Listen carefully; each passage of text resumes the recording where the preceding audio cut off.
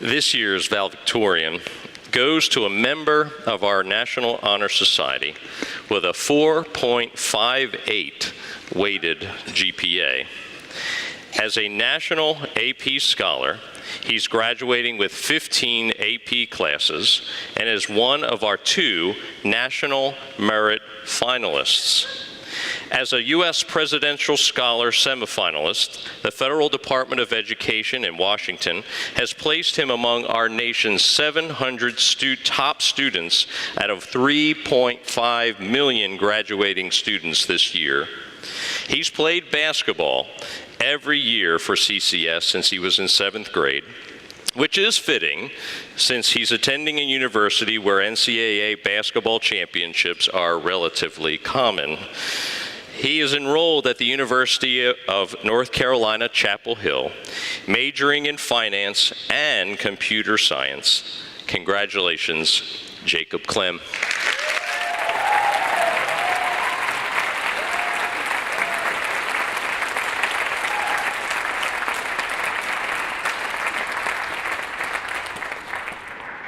Good evening, y'all. On behalf of my classmates, I want to start by thanking all the people who have helped us excel as students and servant leaders the last several years. Most importantly, I want to express my appreciation to all the parents. You've driven us to school and sports practices, paid our tuition, and in a lot of cases, written essays for us. I also want to give a special shout out to Mr. Axum and Mrs. Grimes. In the words of Kevin Durant, you two are the real MVPs for this year. Mr. Axum, your leadership in chapel and the mentorship in the classroom that you've given us, especially during the senior year, has been incredible and has prepared us in so many ways for college and adult life. I really appreciate the way that you've approached the biblical worldview and how you've taught us the gospel every day in class. Mrs. Grimes, you're the reason we're able to graduate tonight, and the school is so lucky to have you on staff. You've worked really hard to help us during our senior year, and you always go the extra mile. Your personal advice has been precious, and I think you should try therapeutic counseling if you ever get bored of guidance counseling. I also want to give a huge thank you to all the other faculty at CCS. Many of you have been instrumental in our development into young adults, and I've appreciated getting to know several of you on a more personal level. Unfortunately, I don't have time to thank each of you individually, but please know that we appreciate your ministry. And I want to thank all of you that have literally and metaphorically been on the sidelines supporting us. It makes me sad I won't get to play on any more seasons for my coaches, many of whom are here tonight, but I'm thankful for all that they've invested in me the last several years. And to all the other adults who aren't teachers or coaches, but who mentored, befriended, and encouraged us, for me that was people like Chris and Ransom and Scott and Paxson. Thank you for all the time and energy you've poured into my life and into my classmates. These people have been a great influence on me and my friends and have taught us a lot outside of academics. I think a lot of what I've learned can be summarized by my senior quote. Francis Chan said, "Our greatest fear should not be of failure, but of succeeding at things in life that don't really matter." So fellow graduates, I hope we'll keep this in mind in college, where we'll have the freedom to make our own career decisions, educational decisions, spiritual decisions, relational decisions, financial decisions, and all other kinds of decisions. Our real fulfillment isn't going to come from success in our career or education or friendships, because those things aren't designed to bring real fulfillment. To all the students in the room out there, you've probably heard since you started at Covenant that happiness doesn't come from success or money or good reputation or good grades or healthy relationships.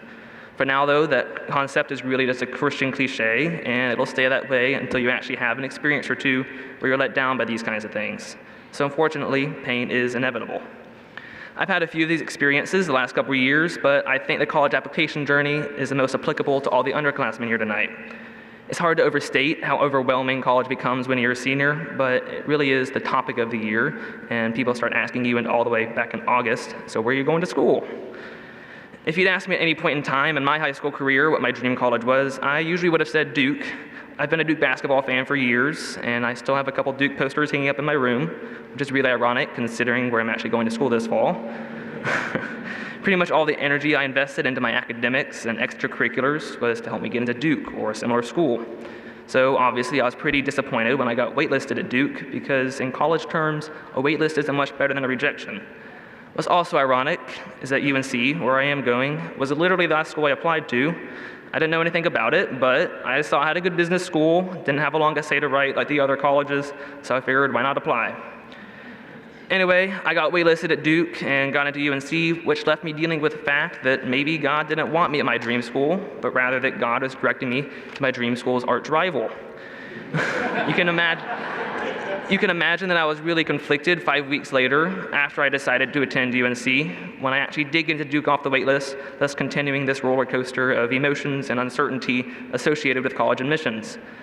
Long story short, after all of prayer, conversation, and reflection, I've stuck with my dream school, or I abandoned my dream school, thanks to God's direction. And I've come to realize through all the college rejections and acceptances that our perceived successes do not always align with God's will for us. Instead, God has often used perceived failures, like college rejections and waitlistings, as a part of his plan to put us where he wants us. Sometimes a no in one important part of our life is God's grace, ensuring that we don't succeed at pointless endeavors which distract us from God's plan. We spend a lot of our time chasing good grades, acceptance, a particular person, but a lot of times if we even do accomplish these things, we just move on to the next challenge, and each time we believe that the next thing we accomplish will truly make us happy.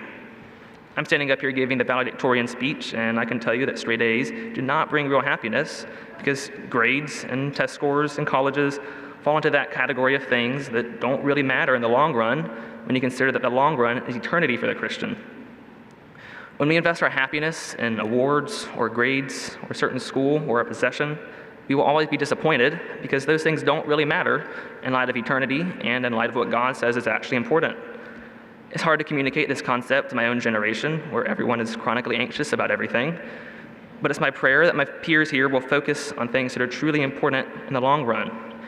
Straight A's and district championships and money and prom dresses and Instagram followers are all nice things to strive for within reason, but none of them have any real value 10 years from now, much less eternally.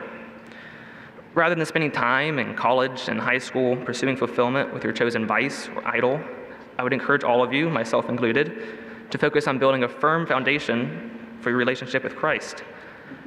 No life has eternal significance unless it's grounded in Christ, but unfortunately that's a lot easier to say than to understand and act out because of the many things in society that promise importance and relevance. To the graduates and underclassmen and family and friends who question or don't understand the gospel and having a relationship with God, I would encourage you to consider Ephesians, which says, "By grace you have been saved, through faith, and this is not of your own doing, it is the gift of God, not a result of works, so that no one can boast." We don't believe in God because we figured out how to act better than other people or because we don't believe in science. As Christians, we invest in a relationship with God out of faith, because we've heard Jesus' teachings and promises, and we recognize that we are not better than other people at all. We know that we are born into this world as people who need the grace of God if we're to have any hope of being reconciled to him. Because we're trusting in Jesus' promises of forgiveness, we're enjoying the benefits of a relationship with him, which are peace, joy, and the hope of an eternity with God. Obviously, we haven't perfected these things because we know that while we're on earth, we don't really have the capacity to perfect anything. But we trust God that we will have perfect peace and joy once we die, and this trust for our future is what enables Christ followers to focus on what really matters on earth, which is living a life that honors God. So ultimately, to my fellow Christian and non-Christian friends alike, I urge you towards the same thing, which is to forget about the things that don't really matter until you've figured out those things that do matter. The most important questions every person should answer are, who is Jesus, and what is really true? Because our answers to those questions should change our beliefs and our actions one way or another. If you believe that Jesus is just another good dude, then there's not much ultimate purpose to life, and you should probably stop listening to an 18-year-old giving spiritual advice and go enjoy yourself.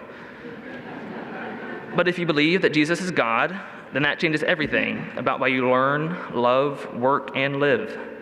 So while I'm thankful for the friends I made in high school, the education, the fun times in sports, and the fact that UNC won a championship the year that I'm going there, I'm most thankful for the spiritual grounding that's been given to me by my family, my church, and CCS. I'm very excited for the opportunity to have a new community and to make new friends, and I hope that I'll be used by God to reach people I'm in contact with. God has already determined who he's going to bring into the fold of his church, but I look forward to my role of laying the seed to grow fruit, spiritual fruit, in the hearts of people that he changes. I know my classmates share similar sentiments, and they're all well prepared for the spiritual challenges that they'll face. Let me close my talk by saying that friends and learning and sports can be found pretty much anywhere, but not many places do as good a job as Covenant at helping students answer and understand the most important questions about our lives and our purpose. To the underclassmen, I challenge you not to waste the biblical community and the truth that's being given to you here. You have 7 hours every weekday where you're being given biblical foundations, but none of that's going to do you any good unless you pursue a relationship with God on your own time and in a healthy local church. To all the friends and family here, I thank you for coming to witness our transition from high school to freedom. And to my friends in the class of 2017, I pray that you'll consider the truth being given to you at Covenant as you begin college, and I wish you the best as we become freshmen yet again.